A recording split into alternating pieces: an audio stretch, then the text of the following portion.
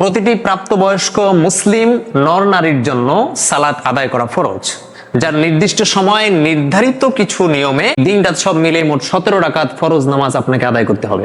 একজন মুমিনের ইমানের পরে সর্বপ্রথম যে কাজটি করতে হবে সেটি হচ্ছে তাকে সালাত কায়েম করতে হবে। পবিত্র কোরআনের শত আয়াতের দ্বারা আল্লাহ তাআলা সালাতের গুরুত্ব বুঝিয়েছেন এবং অসংখ্য হাদিসের দ্বারা রাসূল আকরাম সাল্লাল্লাহু আলাইহি ওয়াসাল্লাম এই সালাতের গুরুত্ব বুঝিয়েছেন।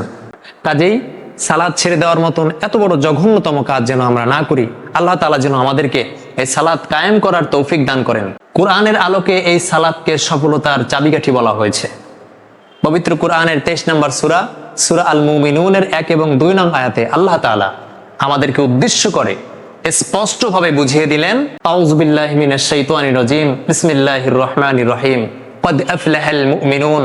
সেই সমস্ত মুমিনগণ সফলতা অর্জন করেছে, আল্লাযীনা হুম ফি সালাতিহিম খাশিউন, যে সমস্ত মুমিনেরা অত্যন্ত বিনয় এবং মনোযোগ সহকারে সালাত আদায় করে। এই আয়াতের মধ্যে আল্লাহ তাআলা দুটি বিষয়কে উদ্দেশ্য করেছেন। সালাত আদায়ের মধ্যে আপনাকে মনোযোগ থাকতে হবে এবং বিনয় থাকতে হবে।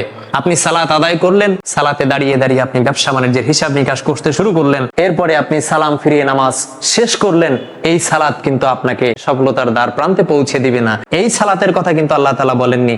আল্লাহ তাআলা সেই সালাতের কথা বলেছেন, আল্লাযীনা হুম ফি সালাতিহিম খাশিউন। সেই সমস্ত নামাজীদের জন্য, সেই সমস্ত মুসল্লিদের জন্য হচ্ছে সফলতা যারা তাদের নামাজের ক্ষেত্রে বিনয় এবং মনোযোগী। কাজেই নামাজের ক্ষেত্রে আপনাকে আমাকে মনোযোগী হতে হবে।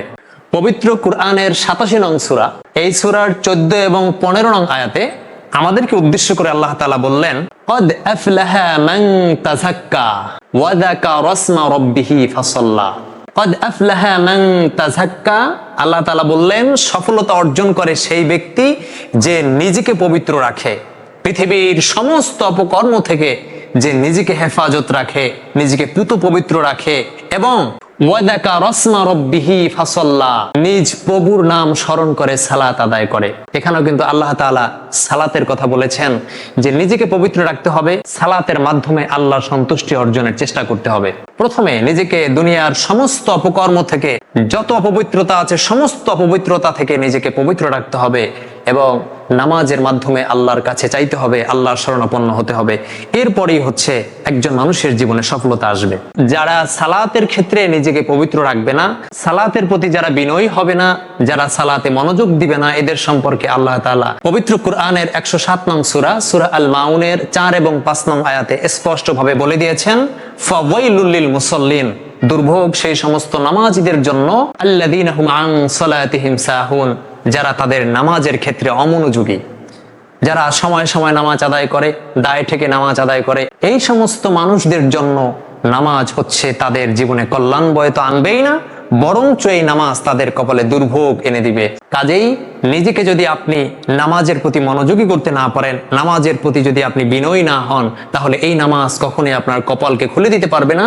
এই নামাজ আপনার কপালের সমস্ত রিজিকের দরজা বন্ধ করে দিবে। এই নামাজ যদি আপনি ইচ্ছাকৃতভাবে পরিত্যাগ করেন, বিশিষ্ট হাদিস গ্রন্থ সহিহ ইবনে হিব্বানের মধ্যে একটি সহিহ হাদিস এসেছে, আল্লাহ রাসূল সাল্লাল্লাহু আলাইহি ওয়াসাল্লাম বলেছেন, যে ব্যক্তি ইচ্ছাকৃতভাবে সালাত পরিত্যাগ করলো সে যেন ঈমানকে পরিত্যাগ করলো তথা সে কাফির হয়ে গেল। নাউজুবিল্লাহ। আল্লাহ তাআলা আমাদেরকে এহেন কাজ থেকে নিজেকে হেফাজত করার তৌফিক দান করুক। প্রিয় ভাই বোনেরা, সালাত হচ্ছে আমাদের জীবনে অতীব গুরুত্বপূর্ণ একটি বিষয়।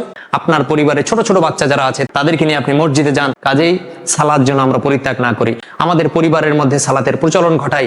কাজেই সালাত ছেড়ে দেওয়ার মতন এত বড় জঘন্যতম কাজ যেন আমরা না করি। আল্লাহ তাআলা যেন আমাদেরকে এই সালাত কায়েম করার তৌফিক দান করেন।